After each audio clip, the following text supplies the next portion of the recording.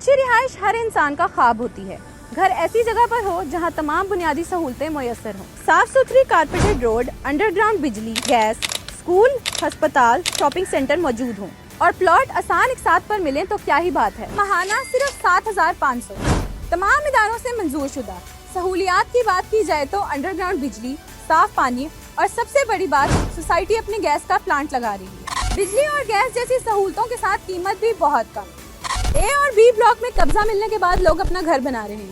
ابھی country marketing visit کریں، اپنا پلاٹ بک کرائیں اور اپنا گھر بنائیں. پارک لین سوسائٹی لاہور سگیاں پل سے 5 منٹ کے فاصلے پر، الرحمان گارڈن فیز 2 کے بالکل سامنے، فیض پور انٹرچینج، M2 موٹر وے سے آدھا کلومیٹر مین شرک روڈ پر. عمران خان صاحب نے وکلا سے اور میڈیا کے لوگوں سے ملاقات کی تھی کل، اور جو باتیں عمران خان صاحب نے کہی تھیں وہ ساری باتیں میں آپ کے سامنے سب سے پہلے رکھتا ہوں. خان صاحب نے کافی دنوں کے بعد سٹیٹمنٹ دیا اور کافی دنوں تک ان کی ملاقاتیں بھی روکی گئیں، اور یہ جب 8 فروری کو احتجاج کیا اس کے بعد پھر ایک ری ایکشن پبلک کی جانب سے آیا.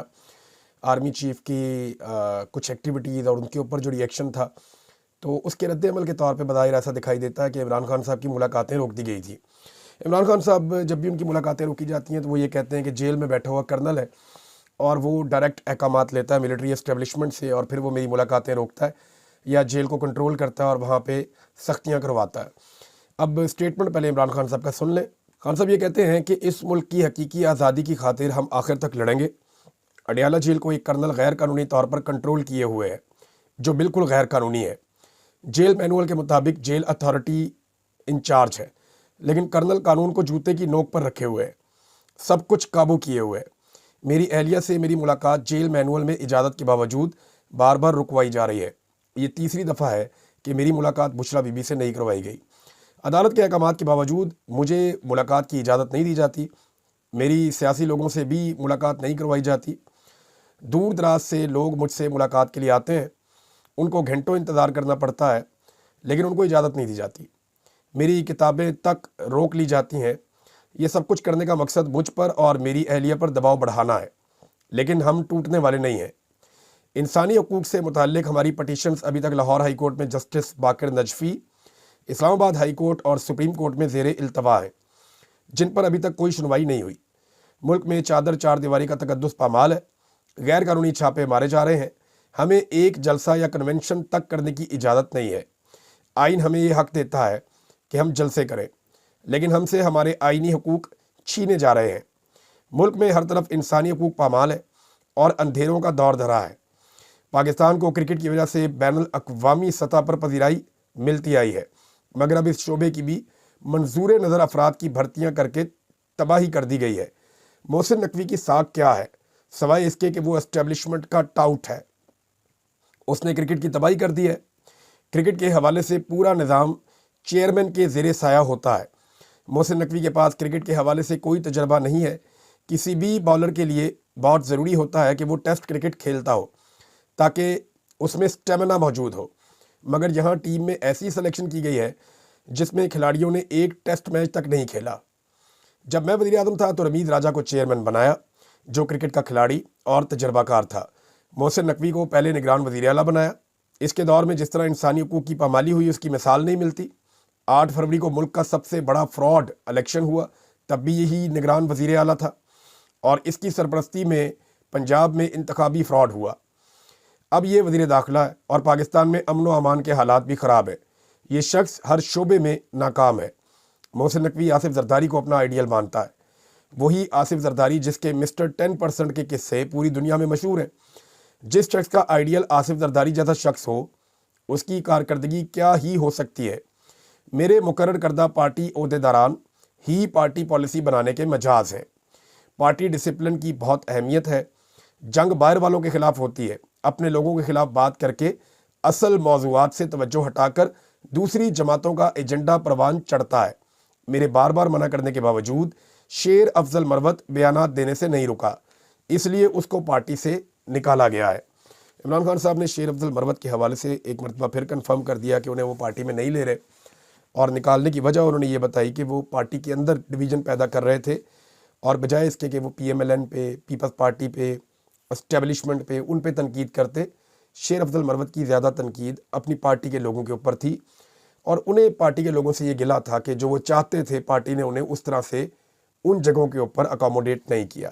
تو پھر ایک ان کا گلا تھا. شیر افضل مروت صاحب زیادہ کی توقع کر بیٹھے تھے لیکن پارٹی سے انہیں زیادہ کچھ ملا نہیں, اور جب آپ کی توقعات ٹوٹتی ہیں تو بعض اوقات آپ رد عمل دے دیتے ہیں جلد بازی میں. تو وہ رد عمل میں ایسا لگتا ہے شیر افضل مروت صاحب نے جلد بازی کی.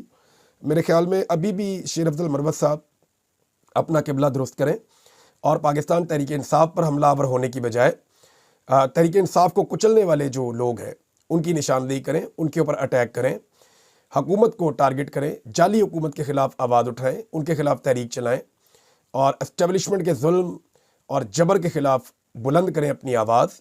تو بہت ممکن ہے کہ ان کی جگہ دوبارہ پاکستان تحریک انصاف میں بن جائے, عمران خان صاحب انہیں لے لیں, ورنہ عمران خان صاحب کی پارٹی ہے, وہ جانے, ان کا کام جانے. بہرحال یہاں پہ ایک اور ڈیولپمنٹ ہے ناظرین, اور یہ میں نے پھر تھوڑی ریسرچ بھی کی اس معاملے پہ. ISPR نے ایک نیا سانگ جاری کیا ہے, اور یہ سانگ جاری کیا کیونکہ 6 سال ہو گئے ہیں جب پاکستان پہ انڈیا نے اٹیک کیا تھا اور ایک فضائی حملہ کیا تھا پاکستان کے اوپر, اور پھر وہ واپس بھاگ گئے تھے. تو بڑی تکلیف تھی بطور پاکستانی ہمیں اس وقت کہ یار یہ کیا ہو گیا. اور اس کے بعد پاکستان نے پھر اپنا ٹائم لیا, فیصلہ کیا, اور پاکستان نے ریٹیلیٹ کیا تھا. تو 2 انڈین طیارے تباہ کرنے کا پاکستان نے دعویٰ کیا تھا. ایک کا ملبہ پاکستان میں گرا تھا اور پائلٹ بھی پاکستان نے پکڑ لیا تھا, ابھینندن. مجھے یاد ہے 2 بڑے زبردست پاکستانی پائلٹ سے جن کا بڑا نام ہوا تھا, حسن صدیقی اور ونگ کمانڈر نعمان علی خان.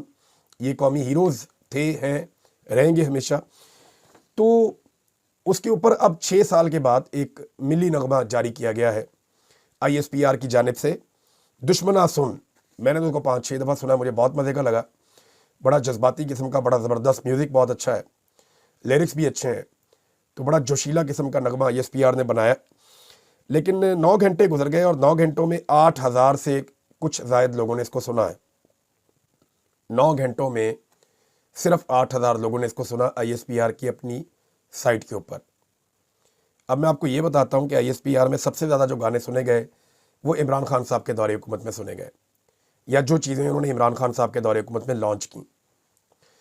اب ISPR ایکچولی یہ کیوں نہیں لوگ سن رہے ہیں, دیکھیں یہ سمجھنا پڑے گا تھوڑا. ISPR کے لیے یہ لٹمس ٹیسٹ بھی ہے.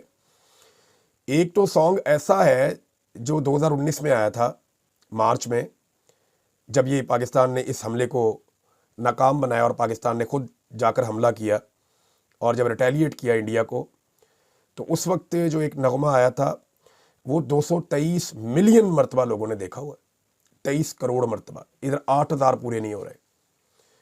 ادھر 1 گھنٹے کے اندر جو ہے یہ نغمہ پہنچ جاتا تھا لاکھوں میں, 1 گھنٹے میں لاکھوں میں پہنچ جاتا تھا. اور میں گزشتہ 2-3 سال کا ریکارڈ دیکھ رہا تھا, جب سے پاکستان میں رجیم چینج آپریشن ہوا تب سے لے کر اب تک ISPR کی صرف چند ویڈیوز ہیں جنہوں نے 1 لاکھ کو کراس کیا ہے. چند ہزار پہ جا کے ویڈیوز رک جاتی ہیں. بہت کوئی شاد و نادر ویڈیوز ہیں جو 1 لاکھ کو کراس کرتی ہیں. یہ کیا ہوا؟ اگر یہ بھی سمجھ نہیں آ رہا تو پھر اب میں اور کس طرح سمجھاؤں کہ زبردست گانا ہے, میں نے سنا ہے, بڑا زبردست ہے. اور 229 ملین کا ایک گانا تھا, کئی 200 ملین کے ہیں, 150 ملین کے ہیں, 15 کروڑ 20 کروڑ لوگوں نے ISPR کے گانے سنے ہوئے ہیں ماضی میں. اب لوگ سنتے ہی نہیں ہیں, لگاتے ہی نہیں ہیں. 8-9 گھنٹے گزر گئے ہیں. اب جب میں یہ ویڈیو ریکارڈ کر رہا ہوں تو 8,000 لوگوں نے اس کو سنا ہے. ہو سکتا ہے 20-25-30-50 ہزار ہو جائیں کل تک, یا ہو سکتا ہے چند لاکھ ہو جائیں, لیکن ملینز میں کیوں نہیں جا رہے جیسے پہلے جاتے تھے؟ بڑا سوال یہ ہے. تو یہ اس کا جواب ISPR کو اور فوجی قیادت کو خود اپنے اندر ڈھونڈنا پڑے گا کہ لوگ ان سے کیوں ناراض ہیں, یا ان کی پروڈکشنز کو اب پسند کیوں نہیں کرتے. حالانکہ زبردست پروڈکشن ہے, میں نے سنی ہے. اچھا, اس ویڈیو کے اندر ایک تو مجھے اعتراض یہ ہے کہ شہباز شریف کو, خواجہ آصف کو اور ان لوگوں کو دکھایا گیا جنہوں نے اس دور میں مذاق اڑایا تھا جب ابھینندن کو چھوڑنے کا عمران خان صاحب نے اور آرمی چیف نے ان سب نے فیصلہ کیا تھا. امریکہ نے انڈیا پاکستان کا یہ معاملہ طے کروایا تھا کہ اس سے پہلے کہ ایک بڑی جنگ ایسکیلیٹ ہو جائے, پاکستان نے تگڑا جواب دے دیا ہے, تو آپ یہ پائلٹ واپس کریں تاکہ خطے میں بڑی جنگ سے بچ جائیں. تو اس وقت کے آرمی چیف نے پھر یہ فیصلہ کیا عمران خان صاحب کے ساتھ مل کر, اور یہ جو ایک حملہ تھا اس میں عمران خان صاحب کا ایک بڑا کردار تھا. یہ سب کو کہانی پتہ ہے, لیکن آپ کو حیرت ہوگی کہ 6 سال پہلے جو کچھ بھی ہوا اس میں عمران خان کو نہیں دکھایا گیا.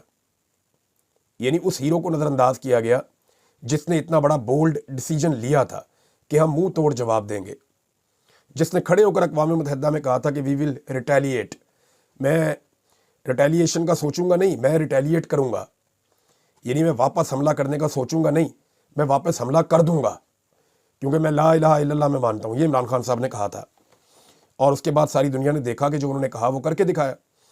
تو عمران خان کو اس میں سے غائب کر دیا گیا, اس نغمے میں سے. تو عمران خان کو اتنے بڑے برانڈ کو باہر نکال کے جب آپ بیچ میں گھسیڑیں گے شہباز شریف کو اور خواجہ آصف کو اور ان لوگوں کو جو اس وقت مذاق اڑا رہے تھے فوج کا بھی, اور سارا یاد ہے وہ کیا کہا تھا ایاز صادق صاحب نے کہ ٹانگیں کانپ رہی تھی اور یہ ہو رہا تھا اور وہ ہو رہا تھا اور ماتھے پہ پسینے تھے, تو ڈرے ہوئے تھے بہت زیادہ. تو یہ سٹیٹمنٹ مجھے تو اچھی طرح یاد ہے, اگر کسی کو نہیں یاد تو نہ ہو. بہرحال یہ آیا گانا دیکھتے ہیں نغمہ کتنا چلتا ہے اور کہاں تک جاتا ہے, اس کے اوپر نظر رکھیں گے. لیکن خاص طور پہ اگر اس پہ نظر رکھنی چاہیے کسی کو تو وہ رکھنی چاہیے ISPR کو, اور یہ دیکھنا چاہیے کہ کیوں لوگ انہیں اب نہیں سنتے یا ان کی بات پہ توجہ نہیں دیتے. جہاں ان کے معاملات ملین میں پہنچ جاتے تھے اب 1 لاکھ میں پہنچتے ہیں, وہ بھی گھسٹ گھسٹ کے. سینکڑوں ویڈیوز میں سے کچھ چند ویڈیوز ہیں آپ انگلیوں پہ گن لیں, 1 آدھے لاکھ تک پہنچتی ہیں.